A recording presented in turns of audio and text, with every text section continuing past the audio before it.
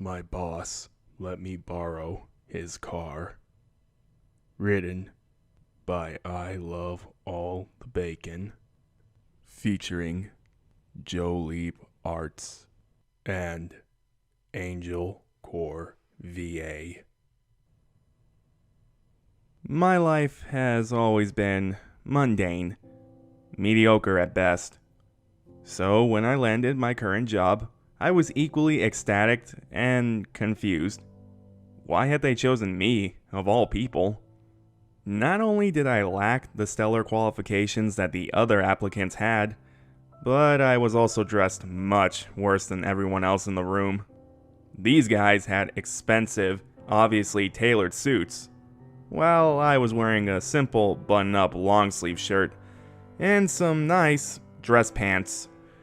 Honestly, I only applied for the position on the 1 in a million shot that I'd be hired. I grew up in a somewhat poor family, consisting of my mom, me, and my 2 much younger sisters. Poor, as in back-to-school shopping, consisted of going to Goodwill and browsing only for the blue tags, 75% off, you know it. And occasionally, the local Falls franchise, which has discounted clothing racks. After graduating high school, the FAFSA paid my full tuition from my local community college. So I took all classes that would hopefully eventually lead to a major in business administration and management. I also opted in for the optional student loans, since the extra $1,000 plus per semester would really help my family out. Yeah, bad idea, folks, by the way. At the age of 22, I found myself in a huge amount of debt, but that's not what the point of this story is. I somehow landed myself an interview for a job that I was underqualified and obviously underdressed for. My town isn't very large, but it isn't incredibly small either. So, finding myself waiting anxiously for an interview as a personal assistant for a local, high-profile figure was pretty big news.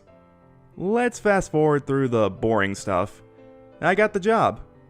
For some reason, this high-profile guy liked me and my background and gave me the job. Being his PA was pretty awesome, and I really enjoyed working for the dude. I might even say that we grew somewhat close. He always asked me about my family or about my day, and I did the same for him. I knew his coffee order, which food he preferred from specific restaurants, things like that. Now, keep in mind that this man and I had completely different upbringings. As in, he was rich and powerful, I was broke and, well, nothing. Anyways, I had worked for him for about a year before he gifted me the greatest thing that I could possibly imagine. Working for a rich, high-profile figure had both positives and negative drawbacks, but what he was about to gift me was totally unexpected, and the most amazing thing that I could imagine. My boss let me borrow his car. Not just any car, mind you, but one of his personal custom-made protected vehicles. A beautifully built super fancy car.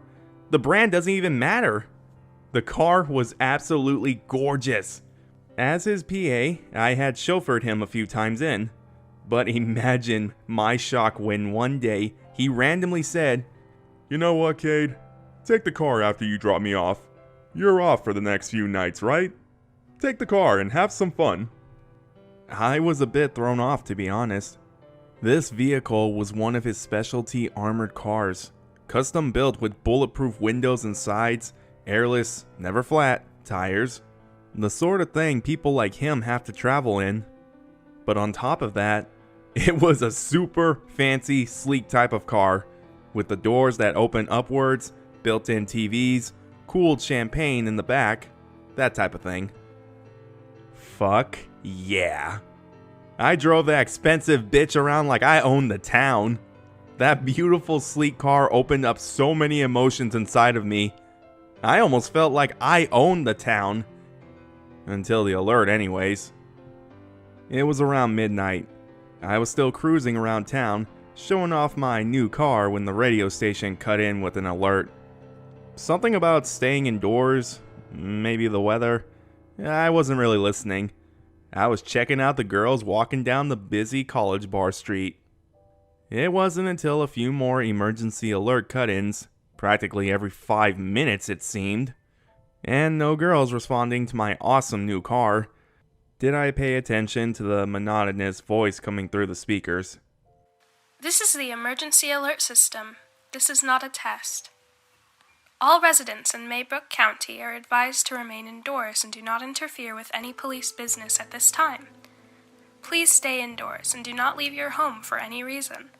This is an emergency broadcast, and this is an emergency situation. Maybrook County residents, please remain indoors and do not leave your home or open your doors to anyone who is not police, fire, or medical rescue. Please stay tuned for any future updates. Well, shit. There go my odds of using the fancy car to hook up with the chick for the night. Ego slightly deflated, I turned the car around and began the drive back home. Whatever storm was coming, I didn't want to be caught in it. You know that phrase, the calm before the storm? Yeah, they weren't fucking kidding.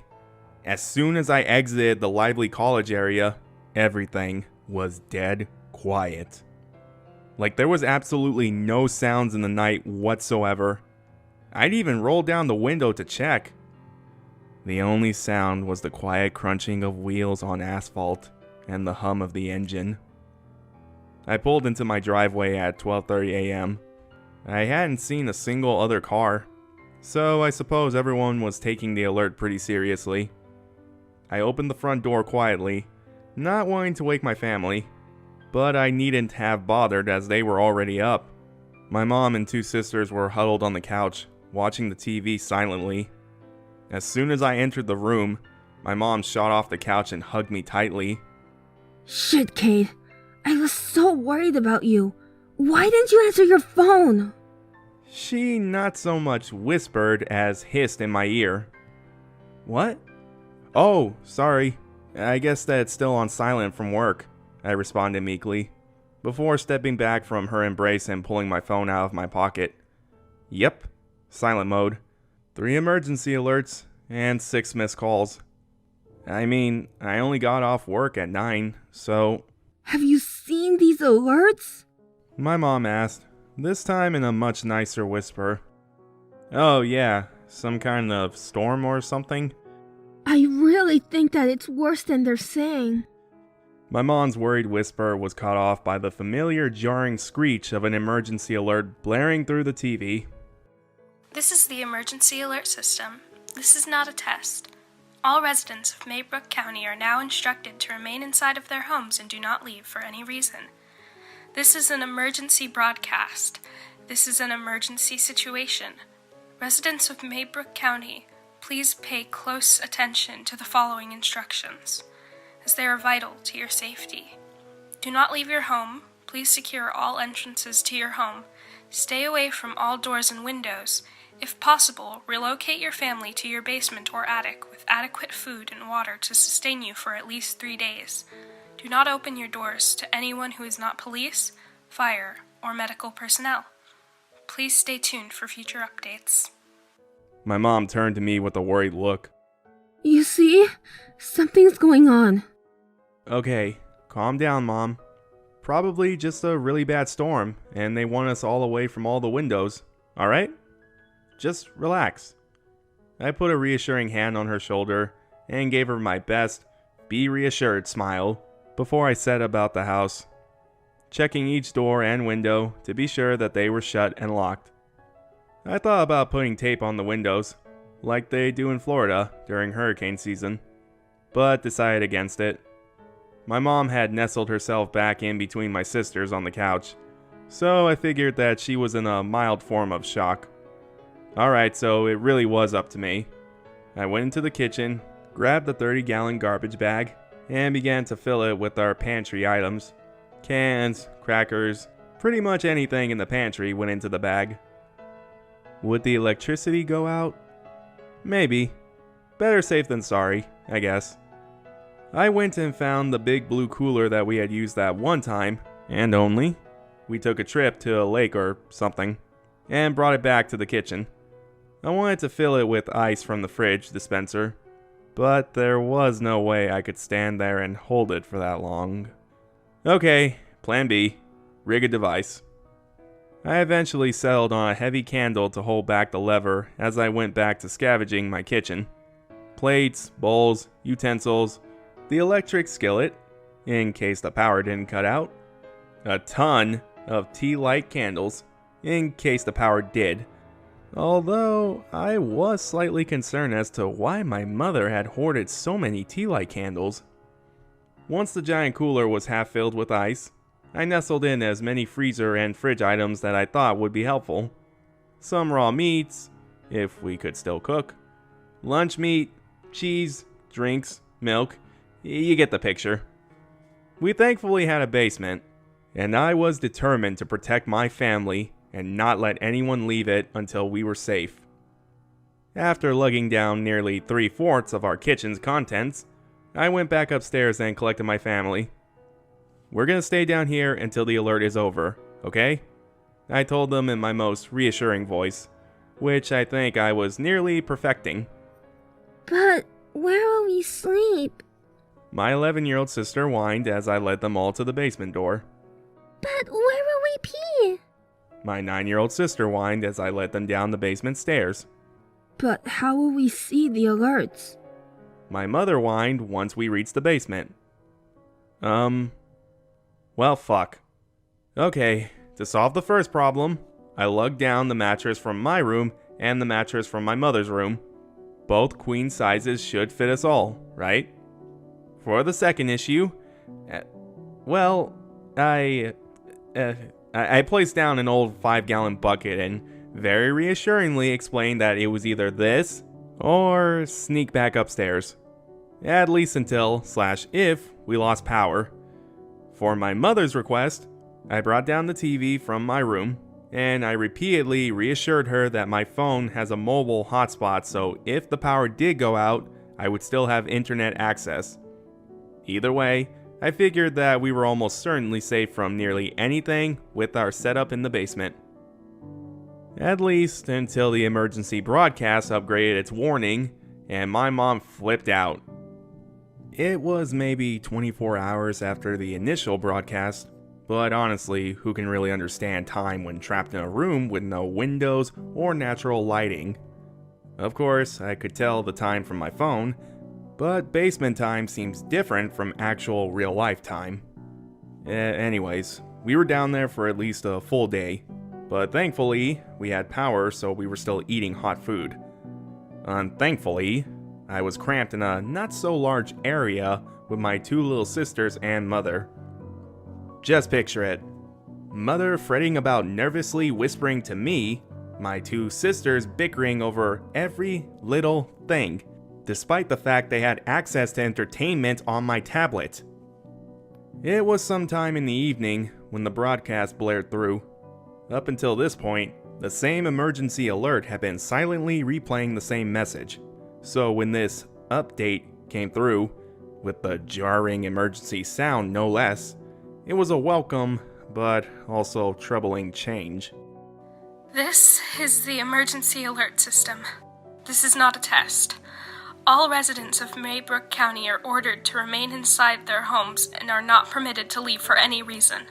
This is an emergency broadcast, and this is an emergency situation. All residents of Maybrook County, please adhere to the following instructions as they are crucial to your safety. Do not leave your home at all for any reason. Secure any and all possible entrances into your house.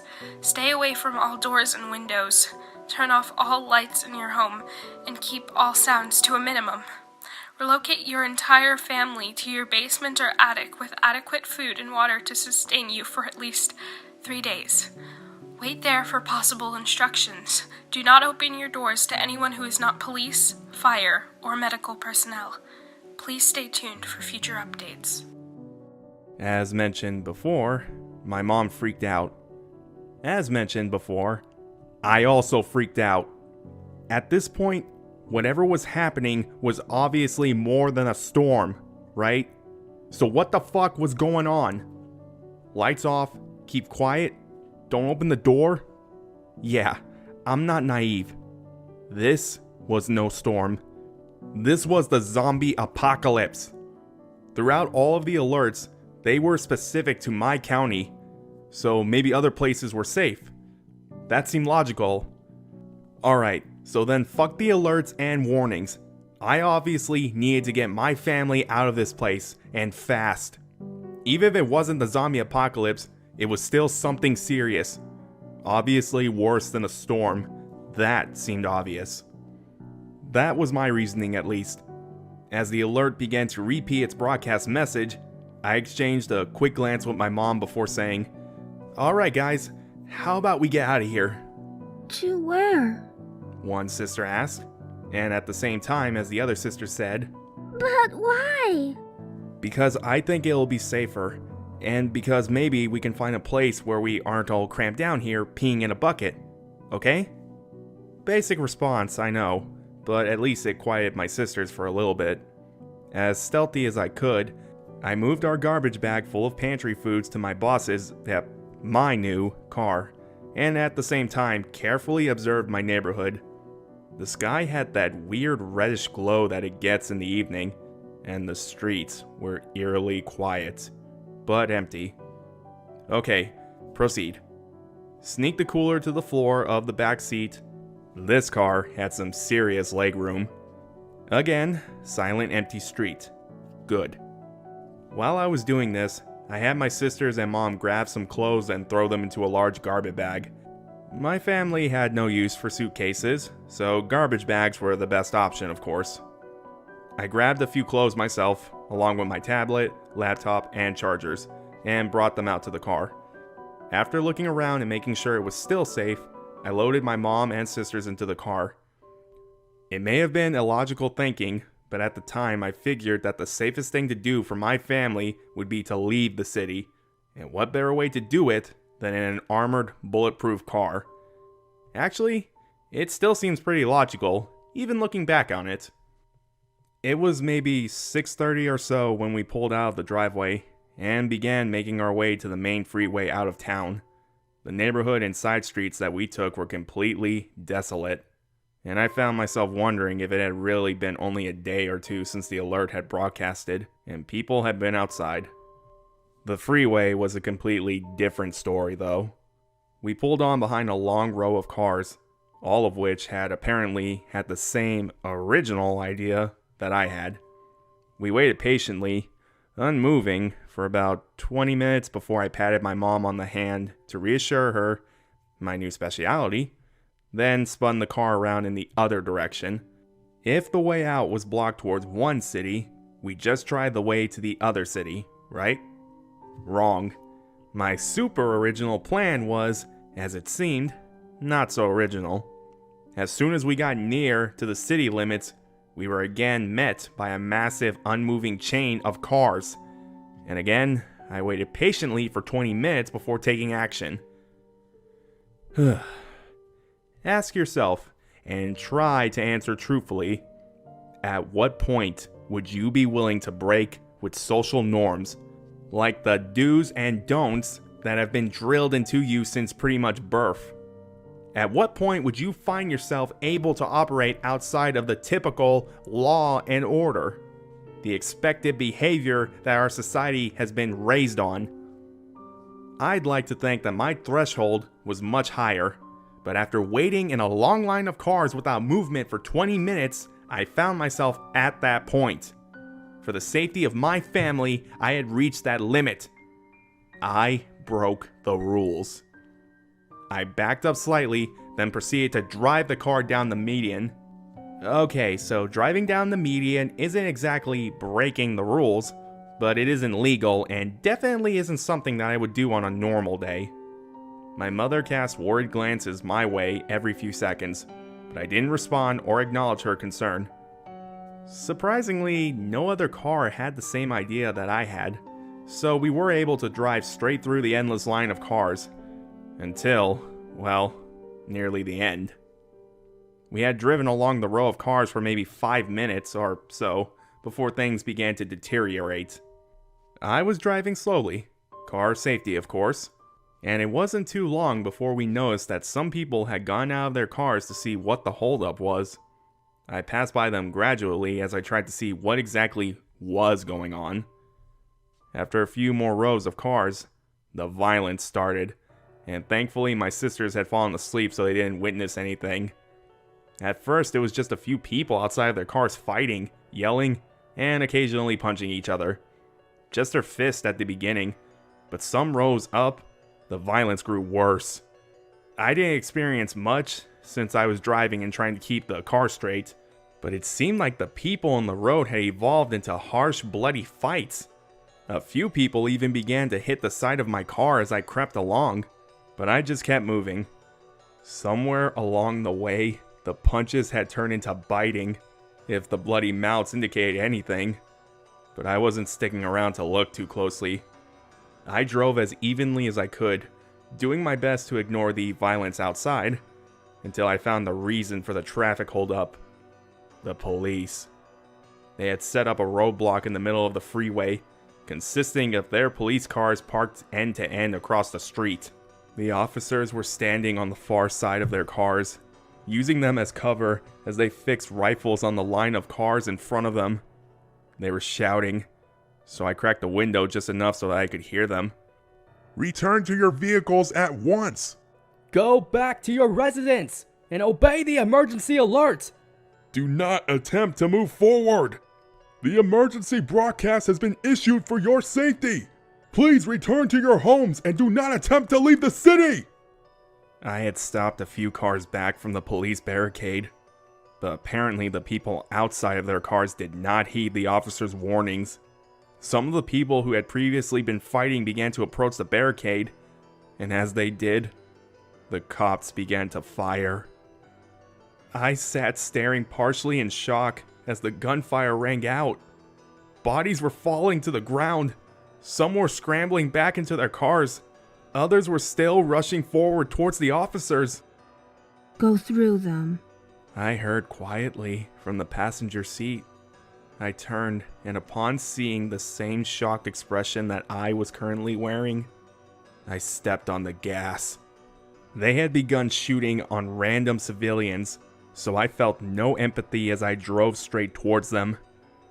Okay, maybe no empathy was an overstatement, as I was praying that the officers in front of me would dive out of the way as I plowed my car in between two trucks of their strategically placed cars. Thanks GTA for the roadblock lesson. I could hear the officers yelling their protests as bullets struck our car. I don't know what was worse, the plinking of the bullets bouncing off of the car, or the muffled crunching sound of my car ramming through their makeshift truck barricade.